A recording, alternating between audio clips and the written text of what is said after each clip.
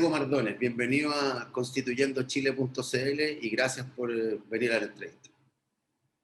Hola Mariano, gracias por la invitación. Esperamos aquí una conversación entretenida. Nosotros no lo dudamos. Oye Diego, la primera pregunta es, ¿cómo llegaste hasta acá? ¿Cómo fue el impulso para decidir ser constituyente? ¿Te dieron ganas? ¿O fue un proceso por defecto profesional en donde te diste cuenta que había muchas carencias en tu mundo científico o en el mundo de la astronomía? ¿Se te hace que hay mucha injusticia o que somos un país muy justo? ¿O, o simplemente tiene que ver también con el estallido social, todas juntas? Cuéntanos un poco cuál fue el impulso para llegar hasta acá. Mira, todas juntas. Yo a un amigo, estas son las cosas que uno no debe decir, pero le dije me picó una araña. Y me dijo, pucha, qué grande la araña. Eh, yo soy académico en astronomía en la Universidad de Chile desde el año 98 y me he dedicado a eso, a la licenciatura, al doctorado, a la investigación. He cambiado cosas muy multidisciplinarias, pero siempre desde el ámbito de la investigación.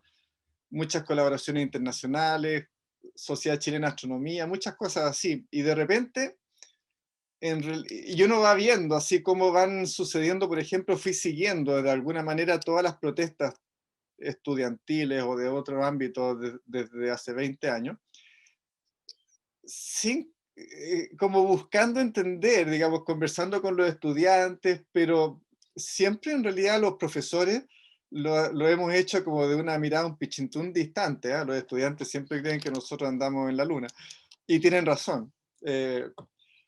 Hasta el estallido, entonces esta cosa fue ganando momentum. Uno se preguntaba, pucha, ¿por qué sigue? Ahora, parte de la respuesta era obvia, ¿no?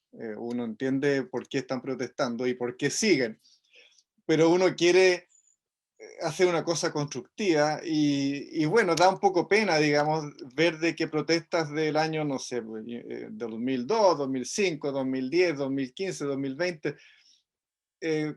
no encuentran una respuesta. Y con el estallido no fue sorprendente en el sentido que todo el mundo esperaba algo, como que sabíamos que había algo en la mente, pero la forma, la magnitud, la intensidad y el resultado, pero a mí me sorprendió, al igual que, no sé, yo creo que a casi todos los ciudadanos de este país, ¿no? Y el resultado de eso sale este modelo de participación ciudadana, donde buscamos estar todos presentes en la redacción de una nueva constitución. Es un anhelo que yo tenía, que todos teníamos desde antes. Hubo un proceso, no sé cuánto, 4 o 5 años antes, con el gobierno de Michelle Bachelet, que fue trunco. Ese proceso era fantástico en principio, pero todos sabíamos que no iba a funcionar cuando comenzó. ¿Te fijas? Ella lo quería, yo creo que ella sí lo quería. El pueblo también lo quería, pero el sistema político no lo iba a admitir, y eso lo sabíamos desde el día uno. Entonces fue un proceso que era raro. Ahora tenemos un proceso que sí tiene la posibilidad de llegar a la meta. No solo tiene la posibilidad, tiene que llegar a la meta. Si no lo hace, estamos muy mal. Y además, dentro de toda esta cosa, cambió el switch. Y en vez de ser un proceso como que en que los políticos invitan a los ciudadanos, más o menos que fue el proceso de Bachelet, es un proceso en que los ciudadanos, quizás invitamos a los políticos, no sé, no están muy invitados, pero bueno, parte de la gente y es paritario con pueblo originario y tenemos que estar todos. Yo dije, ¿cómo no va a haber alguien de ciencia? ¿Cómo no? ¿No? Y efectivamente somos muy pocos, soy el único astrónomo. Hay pocos científicos, pero hay gente que yo valoro mucho desde el ámbito de la ecología, ciencias del mar, biología. Y, y bueno, dentro de todas estas cosas que iban pasando por mi cabeza, una amiga me preguntó, después me preguntó otro, y finalmente dije que sí, me empecé a meter y pum, llegué por 2 días a este camino. Así que es un proceso que de alguna manera comenzó con el estallido, pero de forma más seria, más bien agosto del año pasado, empecé realmente a buscarlo de forma más activa. Y claro, independiente total, pero me acogió el grupo Acción Humanista y me acogió la Comunidad por la Dignidad y llegué finalmente a este pacto a prueba de dignidad. Ya. Llegué, supongo yo que muy bienvenido, aparezco como independiente con el nombre de un partido, pero no hay apoyo, digamos, no es que el partido que formalmente me acoge ni me dé plata, ni me dé asesoría, ni me diga qué decir, ni me pida cuentas, ¿te fijas? Uno está solo. Hay que armar equipo y hay que partir a hacer campaña. Bueno. Oye, ya se me ocurrieron un montón de cosas para que conversemos más adelante, pero sigamos con la mecánica de la entrevista para que todos cachen más o menos, claro. Oye, Diego, a grueso modo, pero bien frontal, dos, tres, cuatro grandes cosas. ¿Qué le cambiaría ya a nuestra Constitución?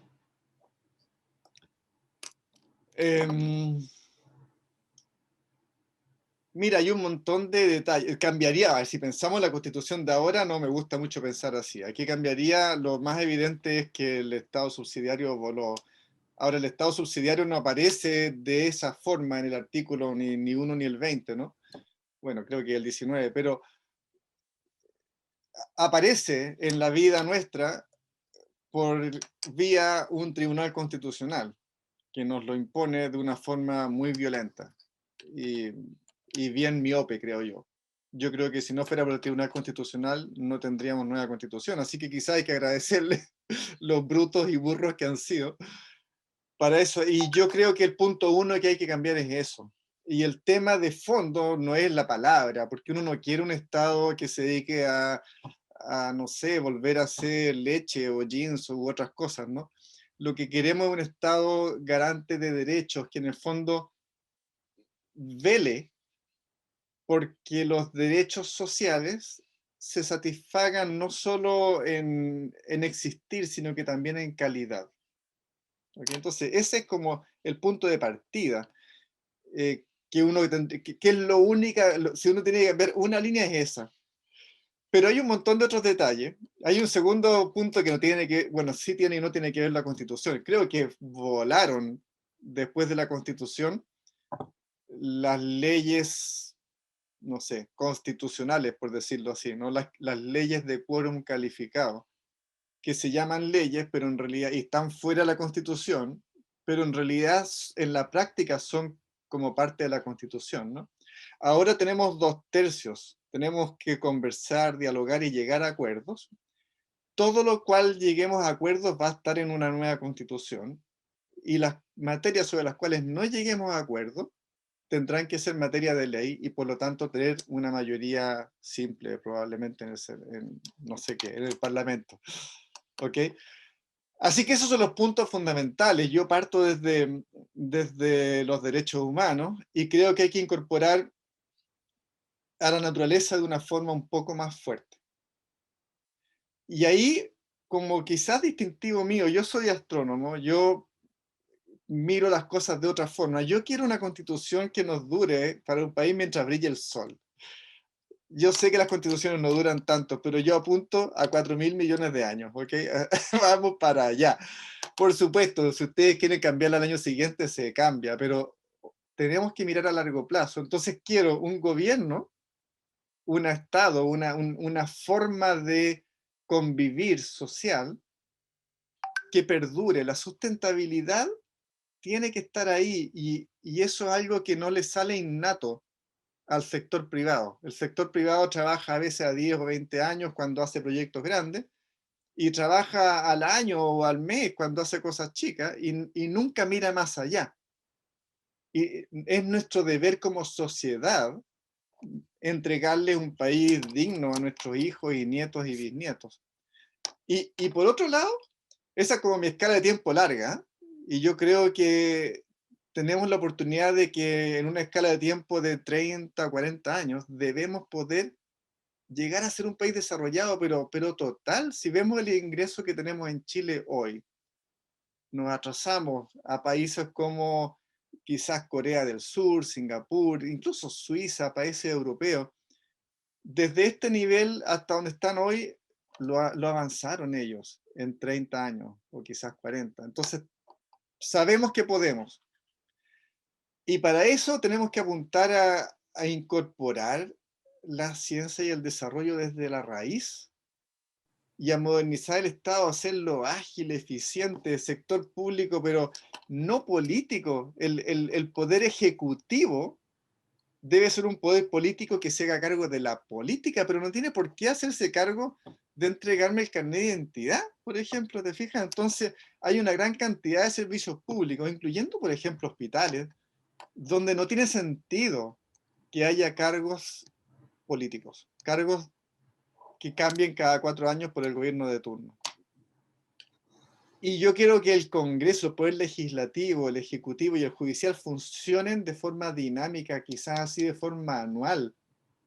Entonces hay hartos aspectos de modernización del Estado que en Chile han sido tema un pichintún por aquí y por allá, pero nunca se han implementado porque siempre surge la tradición y que es difícil y que la ley y bueno, tenemos la oportunidad de borrar la historia y avanzar y obligar al Estado a cambiar las leyes dentro, no sé de qué, de los 10 años que siguen, por ejemplo, para imponer otra forma de hacer las cosas. Oye, Diego, cuando te escucho, queda bastante claro que aparentemente lo que más te importa de la Constitución, igual que con otros constituyentes que he conversado, es que no es muy democrática en el diálogo político como para hacer cambios y entender más bien políticas hacia el desarrollo que hacia el crecimiento, ¿no? Hay como una confusión ahí filosófica en el Estado por ahora que está bien arraigada en la Constitución.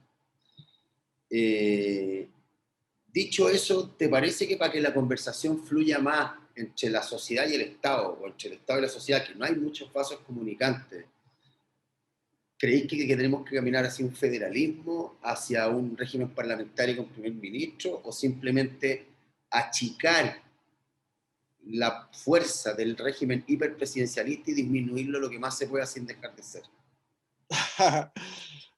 Todas las anteriores.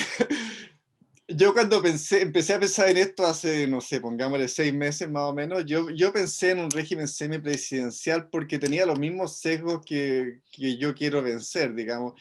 Sabemos que Chile como que es así, entonces lo cambiamos un poco. Y posiblemente vamos a llegar a eso, pero yo no escuchaba a nadie defender el presidencialismo actual. Pero habiendo dicho eso, creo que tenemos que ir más allá. Tenemos que buscar construir de cero lo mejor posible. Y hoy yo me imagino más bien un modelo parlamentario desde de la estructura del gobierno. O semipresidencial o parlamentario. Hay que ver dónde ponemos el balance. Hay que ver si el tema es, supongo yo, la gran diferencia si es que uno elige directamente a la figura del presidente o no. ¿Ok? Pero independiente de esos detalles, tenemos que darle más poder y más deberes al Parlamento para que sea dinámico. Hoy tenemos en el Parlamento no 2 conglomerados políticos como hace 20 años, sino que tenemos, no sé ni cuántos, quizás 20, 17, 18 partidillos. Todos los partidos se tienden a achicar en el tiempo, en porcentaje de la votación y a diversificar. Cada uno quiere irse a su propia esquina. Entonces, una forma natural de encauzar ese proceso, incluyéndolos a todos, es algo más parecido al parlamentarismo europeo. Entonces yo creo que tenemos que mirar eso de forma seria y que nos va a hacer bien. Y en estructura geográfica, me parece que federalismo es un poco exagerado, porque las regiones son muy distintas, pero sin duda descentralizar. Hay varios Chiles, ¿no? Hay varios Chiles, y mira, descentralizar es un tema que yo lo miro desde 2 perspectivas distintas, más allá de lo que uno podría imaginarse como federalismo. Yo miro una cosa. Bueno, quizás son lo mismo. No, 2 perspectivas distintas. Una es la gente. Participación ciudadana, dignidad, identidad, sentido de pertenencia y participación. Eso es muy distinto en las distintas, llamémosle macrozonas del país. Es distinto en el pueblo rural que en la ciudad, en la cordillera y en el mar, en Magallanes que en Arica, ¿te fijas? Y tenemos que construir el gobierno desde chico a lo grande, desde las zonas pequeñas a las grandes, para que cada uno vea que tiene su identidad plasmada en el gobierno, desde abajo hacia arriba, ¿te fijas? Entonces yo no sé si macrozonas, que sospecho que es lo que vamos a llegar, ¿eh? O podría ser regiones, pero construyámoslo desde el barrio hasta la comuna, hasta la región y hasta el país, donde la participación sea clave. Uno tiene que poder no solo escoger, no sé, al presidente de la junta de vecinos, o el alcalde, o el gobernador regional, o presidente, ¿te fijas? Eso es como lo mínimo, de ahí tenemos que partir. Pero queremos que en cada uno de esos ámbitos haya realmente una identidad que pueda ser plasmada desde la población al, no sé, gobierno, por decirlo así, al ejecutivo. Entonces, quizás en educación, en decisiones de barrio, en decisiones de cómo gastar dinero, en decisiones de cómo focalizar cosas, tiene que haber una componente local, con leyes locales, una componente intermedia, geográficamente con leyes intermedias, y una que sea nacional. Y eso entonces está desde la identidad y desde el punto de vista de modernización del Estado, que pienso yo, si quiero algo más ágil, tengo que hacerlo de cosas chicas. Cuando la cosa chiquitita funciona rápido y es fácil. Si todo viene de la moneda, sabemos que el que tienden a estar perdidos. Les cuesta, no pueden la moneda pensar simultáneamente desde Arica a Magallanes. No, porque además Entonces hagámoslo al revés. no están en la sensibilidad territorial por lo general, pues, están en el Olimpo, ¿cachai? Es más complicado. Y aunque la tuvieran, Sí, pues, no se puede. no se puede. ¿Te fijas? Yo puedo llegar ahí y decir, yo quiero estar con todo. No puedo. Imagínate en el proceso constituyente. Yo voy a querer conversar con todos. Y les he dicho a todos que yo no puedo hacerlo. Yo no tengo, en mi distrito hay, no sé, pongámosle 700.000 personas, 1.000.000 en otro, 300.000 en uno pequeñito. Yo no puedo conversar con ellos todas las semanas, ¿te fijas? Entonces, necesito una estructura, les digo, de insumos. Yo tengo que decirles los viernes, miren, estos fueron los temas de la semana, para que los discutan y me los devuelvan, y tener un diálogo permanente con otras organizaciones que hagan el puente entre el individuo, al barrio, a la comuna, al distrito, a la constituyente, ¿te fijas? Aquí pasa lo mismo, pero con el Estado permanente. Ok. Oye, Diego, para que avancemos, ¿qué le dejaría ya a la Constitución? ¿Se te hace que la Constitución tiene algún pilar fundamental que nos da cierta arquitectura que no es necesario dejarlo? Siempre se habla de la hoja en blanco, que es un poco caricaturesco, ¿no? No es tan así. Pero ¿se te hace que hay algo que no se puede cambiar, que en realidad sí es necesario que lo tengamos? Eh, yo creo que no, pero en la práctica sí. En la práctica, voy a inventar un número, la mitad de lo que está en la Constitución probablemente va a continuar. Entonces, a ver, hay una cosa que yo sé que es una innovación de esta Constitución que tenemos que mantener y mejorar, que es la existencia de un recurso de protección, recurso de amparo. Eso es algo que en Chile antes no existía. Y por supuesto tenemos que continuarlo. Otra innovación fue independencia del Banco Central, y también creo que hay que continuarla. De hecho, yo soy partidario de darle independencia no solo al Banco Central, sino que independicemos a todas las empresas del Estado, independicemos a todos los servicios públicos y dejemos al gobierno más chiquitito para que converse con los que tiene que conversar, ¿te fijas? Eh, Así que yo creo que esas son como las dos cosas fundamentales, pero hay un montón de otras cosas chicas que van La a libertad de estar. expresión. Por supuesto, mira, para los derechos y libertades hay que partir, o a mí me gusta partir con la Declaración Universal de los Derechos Humanos. Es bellísima y es escueta, pero no es un tratado internacional, pero mucho de eso se ha plasmado en tratados internacionales posteriores, ¿no? Y algunas cosas como que nos dimos cuenta que no era suficiente, a pesar de que en principio sí lo era, como hay que agregarle más cosas especiales a derechos de la mujer, a derechos de la infancia, a derechos de los pueblos originarios, al agua. Entonces, esas cosas no estaban de forma explícita en la primera declaración del año 48, creo yo que hay que agregarlas. Vale. Pero bueno, ahí parten con las libertades civiles, ahí se incluye, de derechos humanos, se incluye el derecho a la propiedad. ¿Ya? Entonces, mira, tenemos ahí derechos humanos que son considerados por el establishment político chilense de hoy como muy de izquierda, no sé por qué, porque son derechos humanos, no de izquierda, y otros de derecha, que tampoco son de derecha, ¿te fijas? Yo los acojo todos. Entonces tenemos la propiedad privada y los economistas serios y que estudian mucho siempre nos dicen propiedad privada, propiedad privada. Mira, todos los derechos, todas las libertades personales son claves y son lo que nos permite protegernos del Estado, del gobierno. Y es súper importante proteger al pueblo de un gobierno potencialmente abusivo. Entonces las libertades personales y propiedad privada son cosas esenciales, pero la limitación no está en el gobierno. La limitación va a estar en el pueblo, en la propiedad pública, por ejemplo. Entonces, ahí tenemos que establecer límites. Okay. Pero el concepto de propiedad privada me parece que es esencial. Mira, yo cuando crecía, estábamos en una guerra fría. Uno sabía que había como una especie de dos macro modelos económicos que se llamaban capitalismo y socialismo. Eso se acabó el año 89, por inventarle un año, así con la caída del muro de Berlín quizás, o la caída de la Unión Aparentemente esa Soviética. discusión no se ha ido de los extremos políticos en Chile, bien surrealista. En el discurso continúa, pero en la práctica no. En la práctica son todos capitalistas, somos todos capitalistas, pero con distintas formas. Y yo creo que tenemos que avanzar hacia un capitalismo un poco más humano, más social. Bueno, está el concepto de las variedades del capitalismo y hay varias variedades de capitalismo en el mundo. El Hay chileno mucho. es bastante singular. No sé si es muy de libro. Es que en Chile, Es más bien ideológico, creo yo.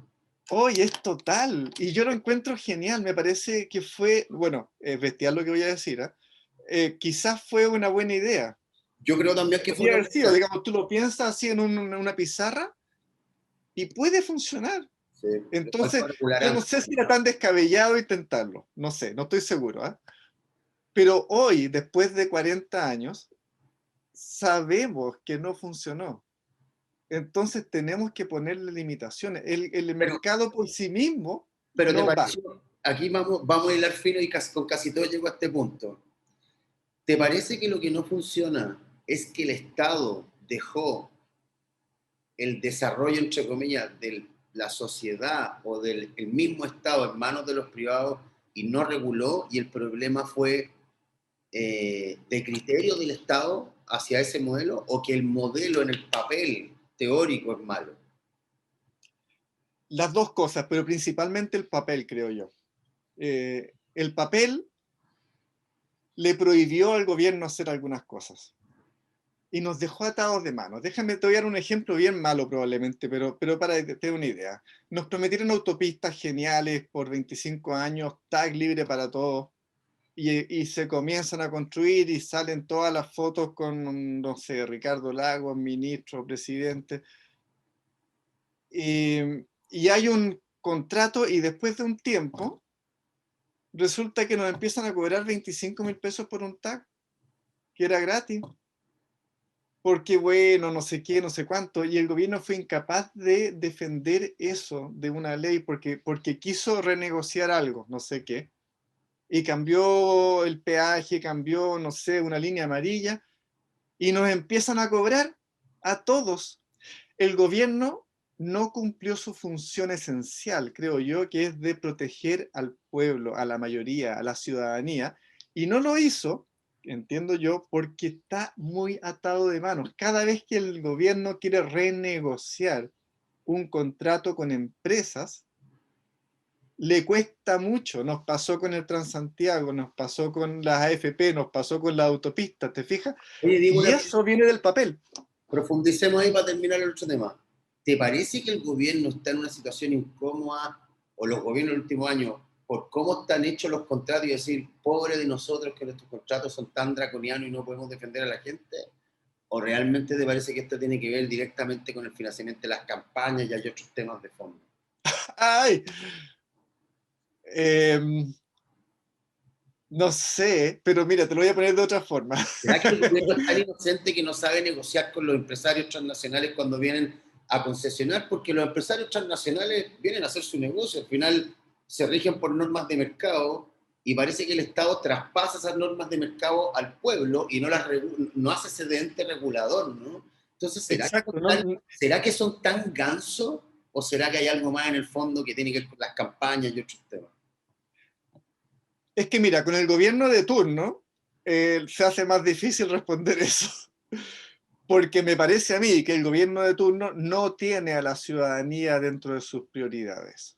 No quiere defender al pueblo, está defendiendo a la empresa. O sea, se Entonces, ve con un está, Excel más que con un PowerPoint, como dijimos el otro día en un... sí, es como doblemente malo. ¿Ya? Pero incluso cuando tuvimos gobiernos que yo creía que sí tenían una misión social, no lo lograban. Entonces, ¿por qué no? O porque el papel no se los permitió, opción uno, o bien opción dos, como tú dices, quizás la campaña electoral y el financiamiento pudo más. Sí, ¿Te porque no fijas? pareciera Y, ser y entonces, mira, no yo le pareciera ser una pondría, particularidad de Piñera esta, viene hace rato. viene hace rato, pues sí, Con spray, de varios. todos lo han hecho mal. Todos lo han hecho mal. Entonces yo quiero obligar a los gobiernos a pensar a largo plazo y a pensar en el pueblo y a tener las herramientas para ellos. Y cuando la hojita que no está en blanco le prohíbe al gobierno asumir ningún rol. Mira, déjame poner esto de otra forma. Yo creo que al mercado le falta mercado a veces. El problema del mercado en Chile es que tenemos muchos duopolios, triopolios, No monopolios, hay pero libre, digamos, no vamos hay de a libre, poquitito. no hay libre mercado, es como un O sea, libertinaje económico. cuando caben en una mano, y no sé, si eres generoso, pongámosle dos manitos, 10 empresas, no es libre mercado como se No, lo imaginó Friedman o Adam Smith. no, yo Y si creo que si son lo vieran, tres, no estarían de peor, acuerdo. ¿te fijas? Entonces, si el gobierno puede entrar, yo creo que es bueno para todos. Lo que falta es más mercado. Y lo hemos visto de una forma muy curiosa y fuera del gobierno. Por ejemplo, en las farmacias populares o las librerías populares. Son detalles, cosas chiquititas que han sido tan necesarias y que nos han vuelto la esperanza a los chilenos diciendo en realidad sí se puede. Uno puede comprar un remedio por 10.000 pesos en vez de 60 o qué sé yo qué, inventa los números, pero son grandes las diferencias. ¿Y por qué? Porque en el modelo actual estamos atados de mano, pero se puede. La farmacia popular nos demuestra que podemos cambiar las cosas. Bueno, mira lo que va a hacer Lavín, pues ahí en el Parque Araucano, que los vecinos todos pusieron el grito en el cielo, pero sin embargo Lavín lo va a hacer igual. Lavín ha hecho muchas cosas buenas y otras bien malas, ¿no? Depende No, del agua, y quiere hacer playa. estoy- no quiero juzgar su intencionalidad. La idea de la plataforma no es juzgarla, pero se me hace una buena idea de llevar a gente más humilde a espacios con más movilidad, con más entendimiento de la otra sociedad, donde uno puede desarrollarse un poco mejor, basado en este modelo, de que cada uno se Mira, vaya de desde los espalda solo. 70 o desde antes, pero desde los 70 claramente la sociedad se ha ido segregando Sí, claro. socialmente, ¿te Lógicas de fijas? mercado, son lógicas de mercado. Y con ayuda del gobierno. En ese caso, te fijas, pero todas las poblaciones no se las llevó el mercado, se las No, llevó el gobierno a otro lado. lo instaló así, sí. ¿Te fijas? ¿Y dónde la llevas? Donde te salga barato. Entonces, el tema de dar vivienda social en Chile está más o menos bien establecido y funciona. Lo que no funciona es dónde. El principio sí, la práctica no, porque nos estamos segregando y colocar un edificio en la Rotonda Atenas lo encuentro absolutamente genial. Tenemos que volver a unirnos, a estar juntos día a día, a Totalmente. conocernos. De la Moneda no pueden saber qué pasa en Plaza Italia, perdón, bueno, tampoco, pero en Arica, en Plaza Italia sí debieran saber porque están cerquita. Juntémonos y vivamos juntos, veamos que somos todos hermanos, y esa cosa es fundamental. Fundamental, yo estoy totalmente de acuerdo que hay que ser más integracionistas, estamos muy segregados. Oye, Diego, a ver, cuando yo miro los resultados de los países desarrollados, por un lado está un tema que tocábamos hace un rato, que son sociedades que están construidas de abajo hacia arriba, que las construyeron entre todos, no verticalmente, Claro. sino que evolutivamente, orgánicamente. Y hay otro tema que veo, que es que tiene que ver con lo que haces tú, sobre todo, que es tu mundo, que tiene que ver con la ciencia. Hay pocas soluciones de problemas complejos, ministeriales, gubernamentales, de desarrollo social, de educación, que no tengan que ver con un estudio científico vasto y serio, que esté basado en lo empírico, que la discusión política se abre y dice, ok, que vengan los expertos y los científicos y veamos esto sin miopías, sin ideología, sin política. ¿Qué sensación te da, por un lado, lo que pasa con el ministro Kuf, que a veces yo algo conozco al ministro Kuf y le tengo bastante respeto, pero me da la sensación de que lo tienen en la oficina al fondo y de que no tiene muchas herramientas para pararse, siendo que me dio la sensación también de que hizo bastante por hacer los dashboards y que funcionaran bien en la pandemia, hacer las matemáticas y los números, y que debe haber ayudado bastante. No se transparenta mucho esa gestión, pero yo estoy seguro que sí. ¿Y con qué te has encontrado a lo largo de tu carrera siendo docente? Me imagino que postulando a fondos para hacer doctorado, investigación en laboratorio.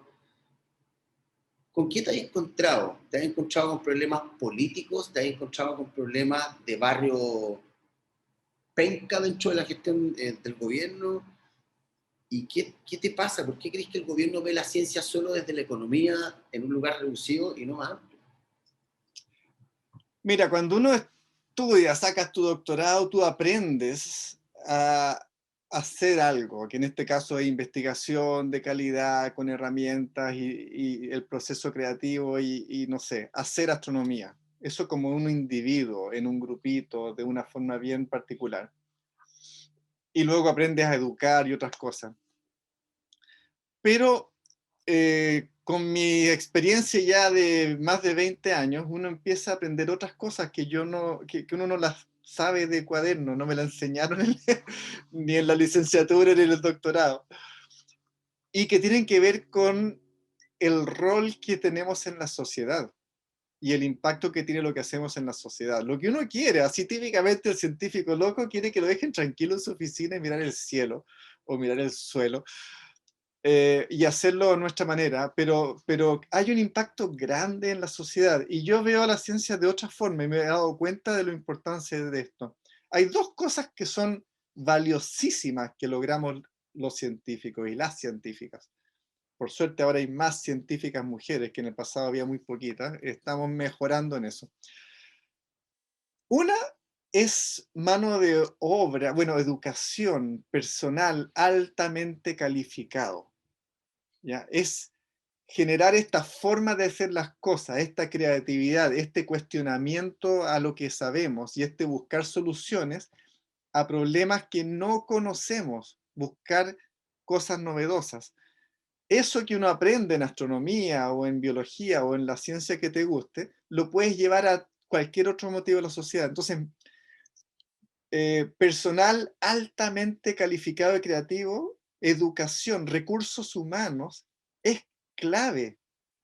Educación es como el producto número uno que estamos entregándole a la sociedad. Son cabezas que piensan de una forma distinta y novedosa y en base a datos y no a credos y con una mirada objetiva. O eso es lo que intentamos, no es 100% cierto, pero procuramos que sea lo más cercano posible a la realidad. Entonces, recursos humanos es una cosa.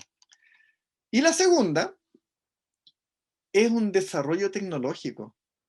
Yo cuando quiero medir una temperatura más baja o una densidad más chica o más grande o una velocidad más alta o una estrella más lejana, siempre necesito de un telescopio que, no sé, sea más liviano, sea más firme, se mueva más rápido, sea más frío.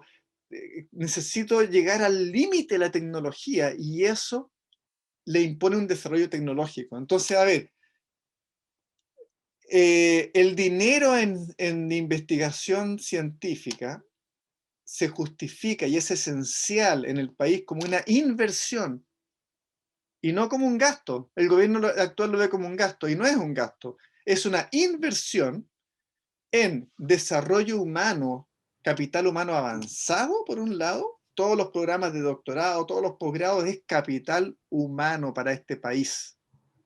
Y desarrollo tecnológico, que finalmente es un subsidio a la industria. Si yo hago un desarrollo tecnológico y después se lo entrego a la industria, estamos generando valor agregado de una forma que la industria espontáneamente no hace. Y eso incluye, imagínate, cosas que tienen que ver con la astronomía. Es como, yo no me habría imaginado esto hace 20 años, pero yo hago radioastronomía, trabajo con ALMA. Y en un laboratorio en Cerro Calando, Universidad de Chile, bueno, con técnicas de radio han logrado medir la humedad en un tronco. ¿Ya? Para la industria maderera, saber cuánta agua contiene un tronco es importante. Lo podemos medir con un emisor y un receptor de radio a los dos lados del tronco.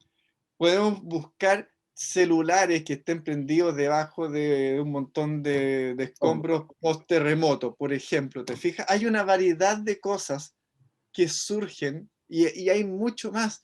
Y entonces, a ver, la ciencia es un motor de desarrollo tecnológico y de capital humano. Y eso tiene que estar en la raíz de este país si queremos llegar a ser desarrollados. La gente reclama, con razón, del neoliberalismo y del extractivismo. ¿Qué están diciendo? Están diciendo, pongámosle valor agregado. Y eso, la respuesta de la industria en Chile generalmente es, comprémoslo. Y es una respuesta válida en muchos contextos.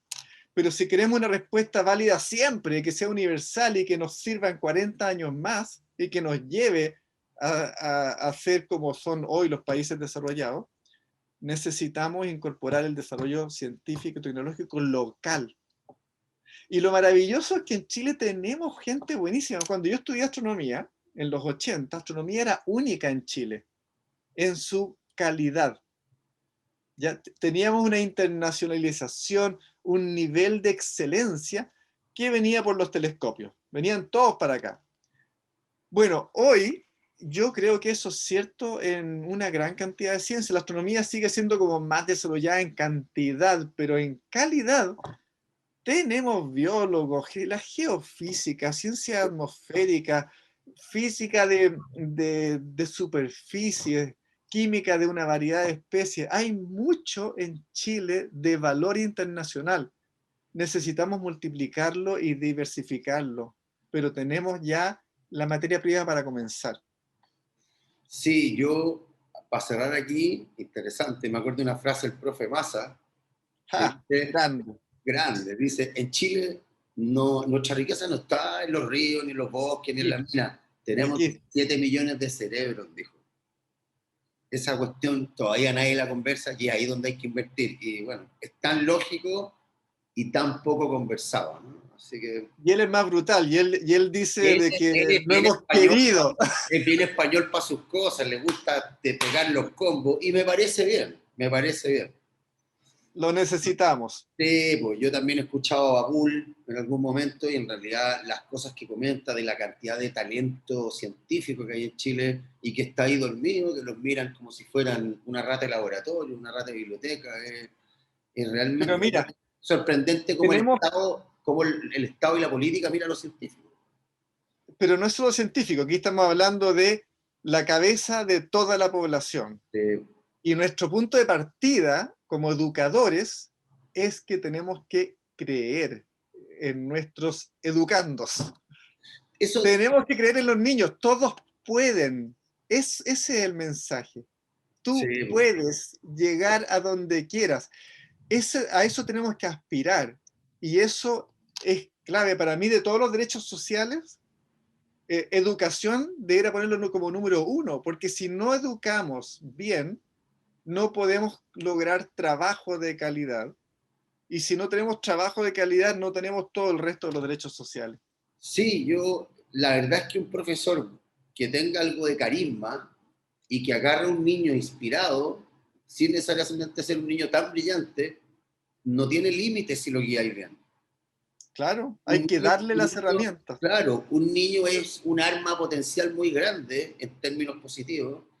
Y yo creo que si la educación en ese sentido tuviera más foco en la inspiración y en la innovación, bueno, mira lo que pasa en otros países, mira lo que pasa en Suecia, mira lo que pasa en Singapur, si está súper dicho ya. Pero bueno, es un lindo tema, largo para profundizar por ahí. Pero la educación tiene que ser nuestro objetivo número uno. Sí, como dijiste tú, Y el Estado tiene que ponerse esa lógica de nuestros productos como Estado, uno, la educación. Ahí está, ahí partimos. todas las conversaciones que yo tengo al final, bueno, por un lado de la corrupción, ética, educación. Por un lado de la ciencia, potenciar herramientas, educación. Todas las conversaciones, todos los caminos llegan a Roma al final y todos llegan a la educación, es inevitable. Oye, Diego, para cerrar este tema, Dame un segundo. adelante.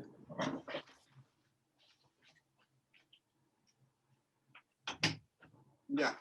Dale. Oye, Diego, para cerrar esto y ir a la última parte. Cuando entrevisto, yo sé que esta cuestión no debería decirla, pero siempre la digo, porque la plataforma es universal, queremos que todos vengan, los partidistas y los independientes, los de centro, los de derecha, los de izquierda, etc. Mientras más gente joven independiente entrevisto, más lucidez y sensatez veo con respecto a la conversación constituyente, desde dónde pararse a conversar. No, no hablan de mi constitución contra la tuya o de defender mis privilegios de mi constitución contra la tuya que me los quiere quitar, sino que hablan de datos, de ciencia.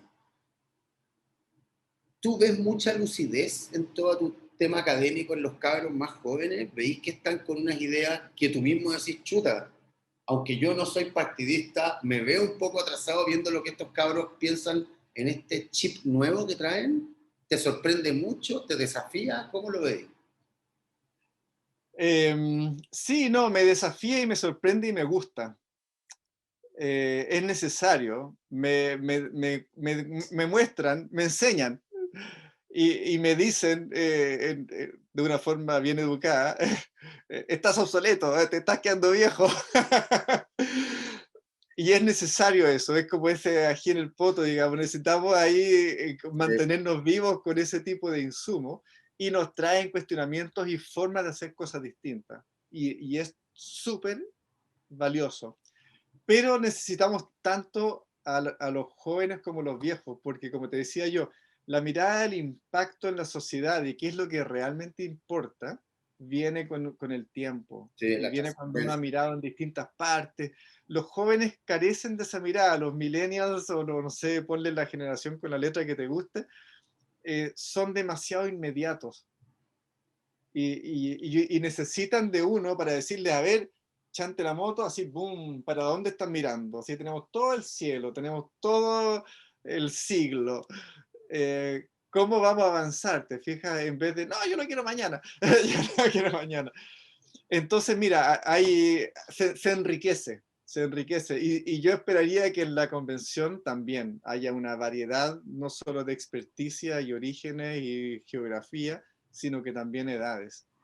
Eh, los jóvenes no pueden escribir la constitución, pero los viejos tampoco, ¿te fijas? Necesitamos de ambos. Sí, estoy de acuerdo. Oye, Diego, para ir cerrando, esta es la parte de la entrevista que a mí me gusta porque tiene que ver con la filosofía de la plataforma y es que nosotros queremos saber con quién estamos hablando, queremos saber de dónde viene, queremos saber cómo creció, cuál fue su motivación para llegar hasta acá, que la dijiste al principio, pero desde más abajo, desde antes, desde la génesis quizás. Y queremos saber cómo creciste. ¿Creciste en una familia de académicos o de gente humilde, de clase media, de clase baja, de clase alta? ¿Pasaste pellejería? ¿Eras el cabro chico que se andaba sacando la cresta en bicicleta y fuiste callejero? ¿Cómo hiciste ese proceso de la infancia a la adolescencia que te hizo grabar en tu disco duro el software que te trajo hasta acá para hacerte sensibilizar con el mundo, con la naturaleza, con el cosmos? ¿Cómo fue ese proceso y quién eres? Mira, con el tiempo uno se da cuenta de los privilegios que ha tenido, ¿no? Y he tenido muchísimos. Yo soy de clase media, chuta, clase media alta, supongo yo. Media aspiracional, digamos. en alguna medida, dentro de mi marco, de mi grupo, yo era siempre de los pobres, pero era de los pobres dentro de los ricos, ¿te fijas? Entonces, claro, yo no tenía muchas cosas que mis compañeros sí tenían, pero pertenecía a ese grupo, ¿ok? Nunca me faltó, no sé, nunca tuve mucha ropa, ni comida, ni nada, pero no me faltó ni abrigo, ni alimentación, no viajaba, pero bueno, tenía todo resuelto en una familia de clase media alta, de barrio alto, ¿no? Providencia, Ñuñoa, Las Condes, Vitacura, me iba cambiando cada 2 años de casa porque nos subían al arriendo, pero bueno, siempre en ese sector, ¿te fijas? Entonces ese es mi origen. Y tanto es de la familia, mi abuelo era un biólogo, un médico muy conocido. Entonces había una cosa ahí con la ciencia que venía de mi abuelo. Y desde también el colegio me inculcaron o me permitieron mirar lejos. Y yo, terminando la enseñanza media, yo sabía que quería ser astrónomo y sabía que necesitaba estudiar 10 años y sacar un doctorado y que lo iba a hacer o quería hacerlo en Estados Unidos o en Europa. Y tenía mis ojos puestos, podía llegar allá. Y finalmente me doctoré en Harvard, que era uno de los lugares que me imaginaba. ¿Por qué? No sé, quizás de puro ingenuo, ¿te fijas? Pero efectivamente ahí llegué y con apoyo, por supuesto, de mucha otra gente. Yo estudié en la Universidad de Chile, yo sabía que tenía que ingresar a la Escuela de Ingeniería de la Universidad de Chile para estudiar astronomía. Ahí estaba el departamento de astronomía donde hoy trabajo, ¿no? Cerro Calán pertenece a la escuela, a la Facultad de Ciencias Físicas y Matemáticas. Entonces uno entraba a un plan común, seguía en física y después astronomía. Y mi origen entonces está en la Universidad de Chile y en ese marco. Y el mirar lejos es lo que me permitió efectivamente llegar lejos. En aquella época éramos muy poquitos. Mi origen, yo ingresé a estudiar en el año 85. Entré a estudiar, no sé cuándo, ponte tú que el 10 de marzo, entramos finalmente el 20 o 25 o 30, no sé, por el terremoto. Entonces, antes de ingresar, más allá del sistema político que dejaba mucho que desear, se nos destruyó la ciudad y en la facultad. Entonces yo estudié en edificios con grietas grandes, así de una pared completa, de lado a lado. Eh, y era una experiencia distinta a lo que uno mismo ve hoy. Todo pintado, si hay grietas nadie las ve, ¿te fijas? Hay un mármol reluciente, baldosas preciosas, hay luz. En aquella época uno se abrigaba y se moría de frío en clase escribiendo así. Era Eh, como la Varsovia post-holocausto. ¿Sí? no tanto, supongo, pero sí, era otro mundo. Sí. Y era un mundo de efervescencia política como nunca antes, bueno, no sé si antes, nunca después hubo en Chile, hasta el estallido social. Pero el año 85, 86, 87, Años 88, calientísimos, o sea, fuimos calientísimos. decano designado con protestas de meses, rector Federici, designado, Federici, Federici y Federici. Poblete, el rector y el Sí, decano.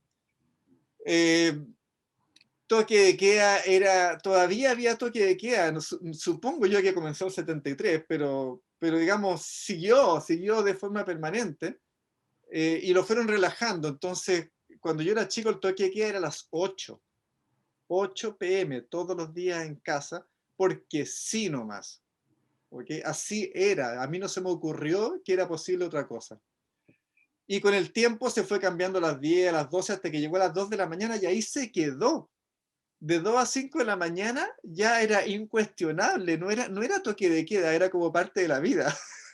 oficial. Hasta que llegó el Papa, y el Papa negoció, diciendo, oigan, saquen, corten el escándalo y saquen el toque de queda. Si no viene el Papa, nos acaba el toque de queda en Chile. ¿Te fijas? Entonces era otro mundo, y en ese mundo estudiar era mucho más difícil. Y yo tuve participación política, pero nunca con roles de liderazgo, en nada. Yo ahí era un peón, digamos, iba por aquí, iba por allá. No estaba metido en el centro del asunto, pero sí participaba como estudiante en las cosas estudiantiles. Después no, al ingresar al posgrado, mira, yo tuve una vida precoz en el ámbito familiar. En el ámbito familiar. Comencé a estudiar con una hija y me casé 4 años después. Entonces, eso me marcó mucho y me marca hasta hoy. La vida familiar para mí es muy importante. Tengo 4 hijos, sigo con la misma mujer, nos casamos el año 89 y hemos vivido de una forma bien especial y muy armoniosa, pero de alguna manera tuve que escoger y no daba para todos, ¿no? El deporte quedó como secundario, la política para afuera, y lo que quedó fue la familia y la astronomía, lo que tuve que focalizar, ¿te fijas? Entonces, desde el año 89 para adelante ya era pura familia y astronomía, como que lo que me llevó a ser lo que soy hoy. Y después, como que con el tiempo ya empieza a volver la parte social un poquito, pero de una forma distinta. Con el estallido llegué hasta esta candidatura. Bueno. Oye, Diego, gracias por la honestidad, se agradece. Eso para mí, para nosotros es importante saber con quién estamos hablando, más allá de la sofisticación del lenguaje o de la carrera intelectual o académica, que nos parece súper buena en cualquier persona, independiente de los niveles o las dimensiones, pero queremos saber con quién estamos hablando, porque al final se nos hace que el proceso constituyente no es como los otros procesos de conversar quién es el más bacán, o el más autoritario, o el más liderazgo, sino que tiene que ver con cómo diversificamos la mesa de conversación constituyente para que estemos lo más cubiertos posible y seamos lo más plurales posible. Entonces, se me hace importante entender de dónde viene la gente con la que conversamos desde chicos, desde su familia. Diego, para terminar, ¿qué distrito, qué lista y qué comuna? Ya. Bueno, antes de eso, para complementar lo que tú dices, yo creo que la capacidad, el ánimo, el interés por dialogar va a ser esencial. Y yo he visto dentro de los 1.200 candidatos, he visto mucha gente muy buena en eso. Yo también. Y otros que no. Entonces espero que el electorado se dé cuenta. Pero a ver, Diego Mardones Pérez, soy el número 40 en la lista del distrito 11 de 59 candidatos a la constituyente. El distrito 11 contiene las comunas de Lo Barnechea, Vitacura, Las Condes, La Reina y Peñalolén, donde ganó el apruebo, pero que incluye las 3 comunas donde ganó el rechazo. Soy independiente, acogido o invitado por Acción Humanista, que es un conglomerado independiente hoy, ¿no? Estos son gente que se salió hace un año del Partido Humanista. Y la Comunidad por la Dignidad, y estoy en el pacto Apruebo Dignidad. Ya. Entonces, independiente en ese pacto, lista YQ, es como el tercio de los partidos más, son 6 partidos de izquierda y 120 organizaciones sociales que componen ese pacto. Y me dicen que el 55% de los candidatos somos independientes y que llegamos por otras vías.